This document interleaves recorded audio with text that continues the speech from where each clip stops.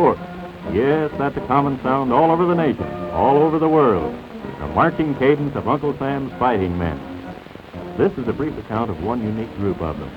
Americans with Japanese faces and Japanese names. Yamamoto, Tanaka, Kanazawa, Sato. They're members of the Japanese-American Combat Team, formed by special order of the Secretary of War early in 1943, made up entirely of volunteers. Some of this select group is from Hawaii. The rest are from the mainland. Many of them volunteered to fight when they were behind the barbed wire enclosures of relocation centers, where they had been moved in 1942, soon after the outbreak of war. They volunteered to fight for the land of their birth, the adopted land of their parents. The Hawaiian boys gave the combat team a motto, "Go for broke." It's a gambler's term.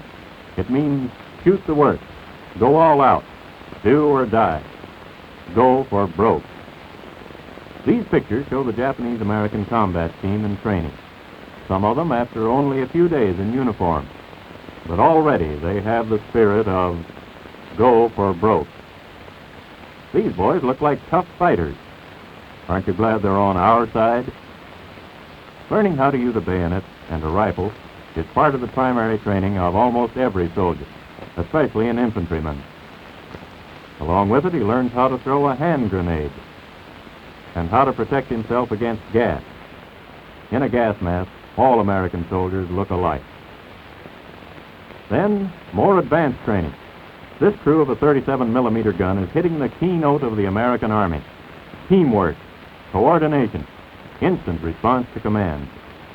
Drill, drill, drill, always under the critical eye of an experienced instructor, until every move is as instinctive as breathing, and every piece of equipment is as familiar to each man as familiar as the picture of his best girl. These men are getting acquainted with a machine gun, about the first gun they've actually fired. They start on an older model, but it uses real bullets and makes plenty of noise. One crew takes the gun while the rest of the company watches, then change positions. Every man knows every job in the crew. Gunner, number 2 man, and the observer back there by the stump. Advancing across an open field. Field training is one step closer to readiness for actual combat. This infantryman and his buddies carry their own weed patch camouflage on their helmets. The artillery, too, moves out on a field problem, the men riding in troop-carrying trucks. The caissons don't go rolling along anymore, for the ammunition rides in the trucks with the men. Those howitzers behind the trucks are full of destruction, and these NISEI, as this group of Americans is called, are learning how to use them. The engineers are learning about camouflage, and they resort to piggyback to drape the camouflage net.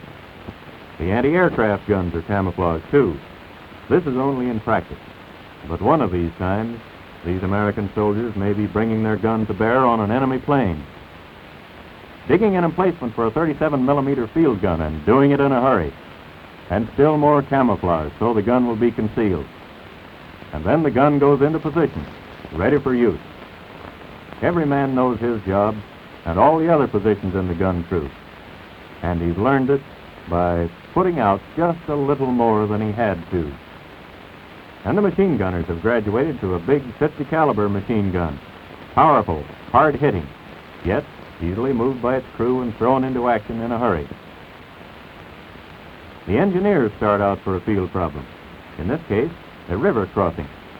That's why they use the amphibious jeeps, which travel in water as well as on the land, and the ordinary jeeps, which can do almost anything but swim. There's a tradition of the Army engineers that they are the first to arrive and the last to leave any scene of battle, and the combat team has its own unit of engineers. And there's one of the amphibious jeeps in the water. The men are on a reconnaissance mission to study the river, the speed of the current, the depth of the water, and to locate a spot on the opposite side where an anchor can be established. The reconnaissance crew returns now with its data gathered in a hurry thanks to the equipment they had available to use. They make their reports. The crews are already organized. The orders are given. And now watch these boys go into action. There's no time wasted and no lost motion. Stakes and ropes were set for the anchor on the near shore, but it's taken some training for them to know just which stakes and which ropes go together, and where, and why. A rubber boat carries a detail across the river to establish an anchor for the bridge on the opposite shore. Even for a simple bridge, it takes some good engineering and some husky manpower. The pieces for the pontoon units were brought by truck, and a detail unloads them in position where another detail can assemble them quickly. That takes planning, organization, training. As each piece is assembled, it goes into the water, and section by section, the bridge grows across the river, one and another and then another. The men work only in the shallows near the shore, and the bridge floats over the deeper channels. The sections lash firmly to make a sturdy crossing. In only a few minutes, it reaches the opposite shore. And when it's done, the fighting engineers take up their rifles and cross to hold the bridgehead. Oh, the double quick is too slow for these boys. They move at a dead run, up the hill, deploying through the woodlands. If they ever have occasion to fight in jungles, they'll be ready for it as a result of their training at Camp Shelby, Mississippi. The officer receiving the message here is one of the highest-ranking NISEI officers in the combat team. He's a captain, commanding officer of the engineers. He's a good engineer and a good soldier. Just in case the enemy could counterattack, it's the engineer's job to help stop them. One way to stop a tank attack is to drop trees in the path, and the quickest way to drop a tree is to blast it down, as these engineers are doing, using a belt of TNT around the trunk, under the instruction of a NISEI sergeant. And then a wire to connect with the detonator. One for the money, and down goes the tree. It's important to know how to destroy a roadway that the enemy might want to use. And the engineers set a charge of dynamite, a big charge. Then they withdraw some distance and group around the instructor. Watch the man at the instructor's feet. He sets off the charge. Ready? And there it goes. Another means of slowing down the enemy. And now, down in the crater for a close view of what the explosion did, and that's the way it happened. While some of their mates provide machine gun protection, the engineers use old-fashioned shovels and modern pneumatic equipment to dig a trench. And then the obstacle course, over the poles, and down into the big ditch and up on the opposite side. If anything gets in the way, jump over it, or go under it, but don't slacken speed, through a log tunnel. Ouch! That's a fiber helmet, not a steel one, but he'll keep his head down after this, because that log might just as well have been a bullet. Up and over in one jump, and woe unto the man who lands in the middle. Full speed ahead at a crouching run. This is recommended for the waistline. And then the 8-foot wall. Over. We almost didn't make that one. Down onto the opposite side and on to the next obstacle. They fly through the air with the greatest of ease, and then down flat like well-trained turtles, only in a great big hurry. And now up and on to the finish line.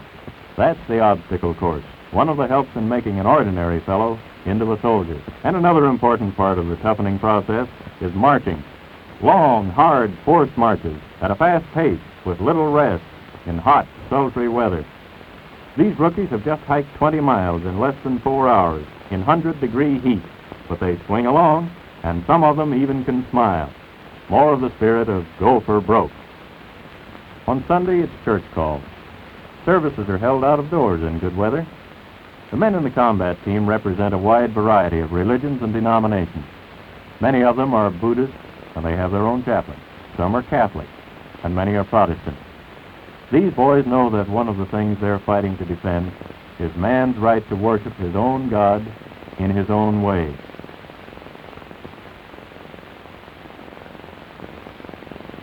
It's the end of the day at Camp Shelby, and the combat team forms for retreat, with the colors presented to the honor company.